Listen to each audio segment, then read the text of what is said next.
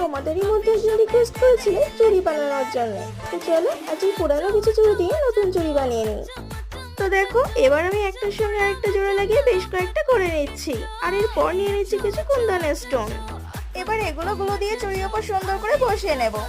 আর তোমরা যদি এরকম ভিডিও প্রতিদিন দেখতে চাও আর এখন চ্যানেলটা সাবস্ক্রাইব না করে থাকো, তাহলে এক্ষুনি গিয়ে চ্যানেলটা সাবস্ক্রাইব করে দাও, তাহলে তোমরা এরকম ভিডিও প্রতিদিন দেখতে পাবে। আর তোমরা নেক্সট কি ডিআইওয়াই দেখতে চাও সেটা আমাকে কমেন্টে জানাও, তাহলে আমি নেক্সট ভিডিওতে সেটাই বানাবো। তো দেখো আমার এই চুড়িটা বানানো হয়ে গেছে, এভাবেই আমি আরো একটা বানিয়ে নিচ্ছি।